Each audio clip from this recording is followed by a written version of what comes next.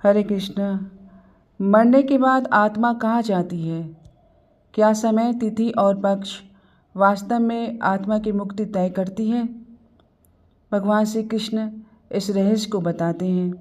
आइए श्लोक को पढ़ते हैं। यत्र काले त्वनावृत्तिम आवृत्तिम चैव योगिनः प्रयाता यान्ति तम कालम वक्ष्यामि भरत ऋषभ। भगवान श्री कृष्ण कहते हैं, हे भरत श्रेष्ठ, अब मैं तुम्हें उन कालों की चर्चा करूँगा जिनमें योगी इस संसार से प्रस्थान करने के बाद या तो लौट कर आते हैं या फिर वापस नहीं आते हैं।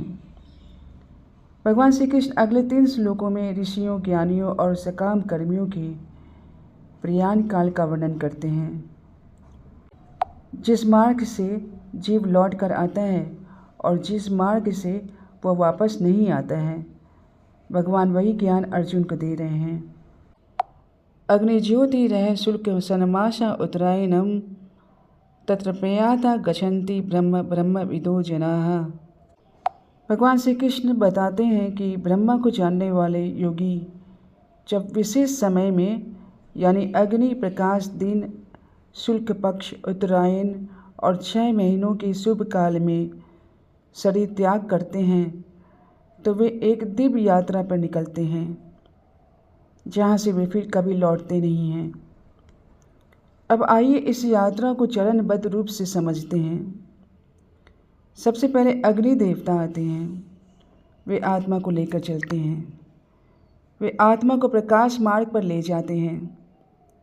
यह वह काल होता है जो दिन, जागरण और उन्नति का प्रतीक है। फिर आत्मा दिन के देवता के पास पहुंचती है जो उसे आगे शुक्ल पक्ष के देवता के पास ले जाते हैं। शुक्ल पक्ष के बाद आत्मा उत्तरायण के अधिष्ठाता देवताओं के मार्ग में प्रवेश करती है। उत्तरायण वह काल है जब सूर्य उत्तर दिशा की ओर चलता है। यह काल शुभ माना गया है। अब आत्मा वर्ष के देवता के अधिकार क्षेत्र में आती है। यह समय का एक पूरा चक्र है। इसके बाद आत्मा सूर्य देवता की छत्र छाया में प्रवेश करती है जो दिव्य तेज का अधिष्ठान है। फिर आत्मा एक सूक्ष्मतम मार्ग जिसे विद्युत मार्ग कहा गया है उसमें प्रवेश करती है।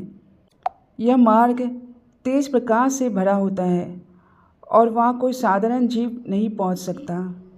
और अंततः वहाँ एक दिव्य पुरुष जो भगवान का प्रतिनिधि या दूत होता है, वह आत्मा को ब्रह्मलोक तक ले जाता है। यह कोई साधारण यात्रा नहीं है। यह वही यात्रा है जिसे देवयान मार्ग कहा गया है, जो कभी न लौटने वाली गति है। एक ध्यान देने योग्य बात है, इस पूरी यात्रा में हर अवस्था का एक अधिष्ठाता देवता है।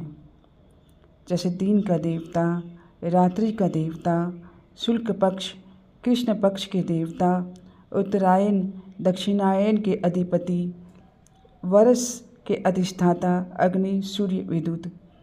यह दिखाता है कि संपूर्ण ब्रह्मांड भगवान की आज्ञा से आत्मा की गति को संचालित करता है।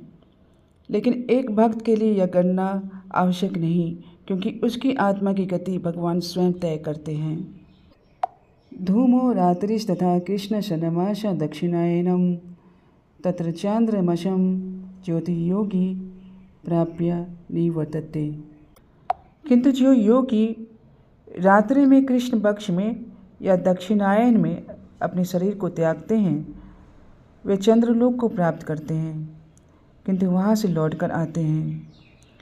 ये सकाम कर्मी हैं, पुण्य कर्म करने वाले, यज्ञ और अनुष्ठान में रत, किंतु मोक्ष की पूर्ण गति को नहीं पाते हैं। उनकी आत्मा रात्रि के देवता, कृष्ण पक्ष के देवता, दक्षिणायन के देवता के द्वारा चंद्रलोक तक जाती है, जहाँ इंद्रिय सुख मिलता है, किंतु वहाँ से पुनः गिरना ही होता है। और तब आत्मा बादल बनती है, वर्षा बनती है, अन्न बनती है, फिर किसी पुरुष के शरीर में वीर्य रूप में प्रवेश कर फिर किसी स्त्री के गर्भ में प्रवेश करती है। शुल्क कृष्ण गति ही एते जगत शाश्वते मते एकया यातना मृत्युम अनया वर्तते पुनः। ये दो मार्ग, प्रकाश और अंधकार का यह क्रम शाश्वत है।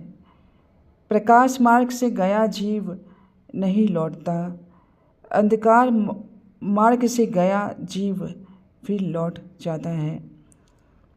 किंतु भक्त को चिंतित होने की कोई आवश्यकता नहीं है। भक्त यदि किसी भी काल में शरीर छोड़े, वह भगवान के धाम को ही प्राप्त करता है। नेति श्रीति पार्थ जानन योगी मुह्यति कश्चन तस्मात् सर्वेषु कालेषु योग युक्त भवार्जुन। जो योगी इन दोनों मार्गों को जानता है वह मोहग्रस्त नहीं होता है। इसलिए हे अर्जुन, हर काल में भक्ति में स्थिर हो जाओ। चिंता इस बात की नहीं करो कि मृत्यु कब आएगी, कैसे आएगी। चिंता इस बात की करो कि मैं भगवान को कैसे संतुष्ट करूं। भगवान का स्मरण, उनकी सेवा, उनकी कथा, उनके चरणों में आसक्ति ही योगी को मोक्ष के मार्ग पर ले जाती है। वेदेषु यज्ञेषु तपस्सु चैव दानेषु यत् पुण्यफलं प्रदिष्टम् अत्येति तत्सर्वम् इदं विदित्वा योगी परम स्थानम् उपेति चाद्यम्। जो योगी भगवान की भक्ति करता है वह वेद पाठ, यज्ञ, तपस्या, दान, इन सभी से मिलने वाले पुण्य फलों को भी प्राप्त करता है।